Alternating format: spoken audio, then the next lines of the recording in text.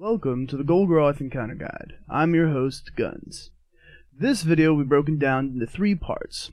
Roles, which are DPS, Defender, or Gaze Catcher, Positioning, and Phases.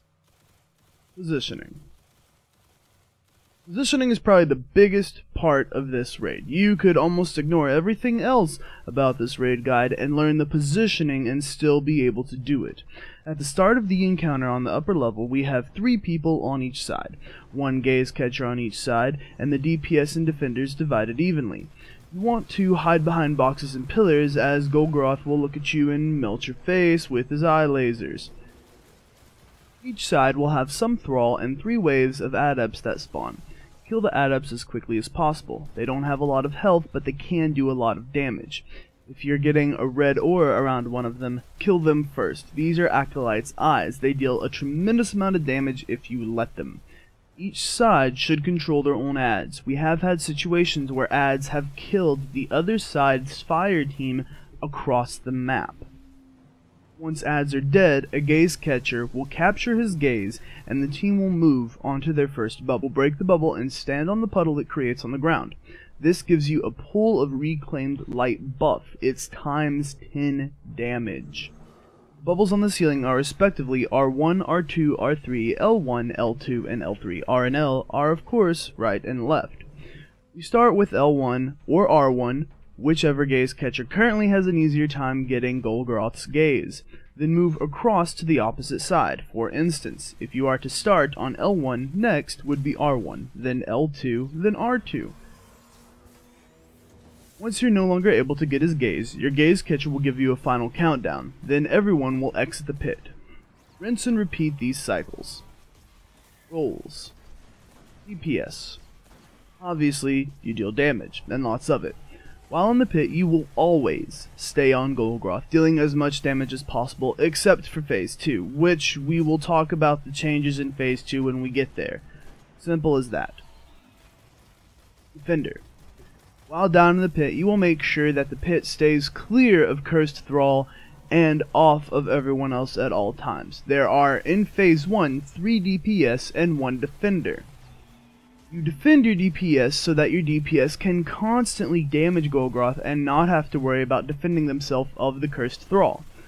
Initially there are several Cursed Thrall in the pit, but Cursed Thrall spawn in 3 locations: bottom right, bottom left, and the back of the pit. In this instance, Starbeck was our defender. When there were no Cursed Thrall to clear, he did damage to Golgoroth for us. The second thing you need to do is make sure the next bubble is down before the rotate is called. While all members tend to look up and shoot at the bubble while they're running across to the next phase, if it's already down, they don't have to worry about this. They simply just run and DPS. At about 5 seconds when the Gaze Catcher is counting down, the defender should go ahead and take down the next bubble. Your job will also change a bit in Phase 2, and you'll get a buddy. Gaze Catcher. You will gain the gaze of Golgoroth by shooting the brightly glowing spot on his back. There will be 2 of you, and you 2 should be the lowest light levels on your team, as you 2 will deal the least amount of damage, although you probably have the most important job. As you can see here, within 1 rotation we've done about 40% of Golgoroth's health. We used all 6 bubbles. You should use all 6 bubbles within 1 correct rotation, and 40% is about an average of what you should do to his health. Back to the Gaze Catcher's role. 1 of you on each side, you will trade off Golgoroth's gaze and give an out loud countdown to your fire team of how much time you have left of the gaze, so that the other Gaze Catcher may take the gaze off of you in time, the defender drop the next bubble, and the DPS rotate to the next puddle for maximum DPS. So please, tell me you remember how to count down from 20, because I swear, in some current groups, some people have forgotten how to do this. Also, on the 5th and 6th puddle, there may be some situations, depending on how well you did your rotations or not, that Golgoroth's back may not open up properly for you. Therefore, you might not be able to do a 6th rotation. If you're not able to get Golgoroth's gaze for a 6th time, you're going to say final countdown, exit pit in 5, 4, 3. This countdown will be for everyone to get out of the pit.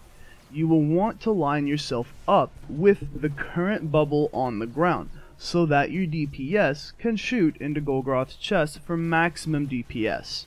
And lastly, and most importantly, defend yourself. Golgoroth will shoot 3 orbs at a time. Each orb takes 1 to 2 shots to pop. I recommend a pulse rifle or auto rifle with high magazine size, and a sidearm or a fusion rifle to hot swap. If you're dead, there's no gaze, and everyone dies. We pretty much covered everything in Phase 1 by going through the main jobs of the roles, but now some of the jobs change in Phase 2, and these changes are very important. In Phase 2, you will no longer get adepts in waves. You will simply have a metric fuckton of Thrall to deal with. Taken Thrall, that is. You will no longer wait between waves to go to the next damage phase on Golgoroth. You can simply go whenever you're ready. So I recommend doing it as soon as possible, because you'll be getting kind of close to this enrage timer. While down in the pit, you will now only have 2 DPS, and you will have 2 defenders for a very specific reason.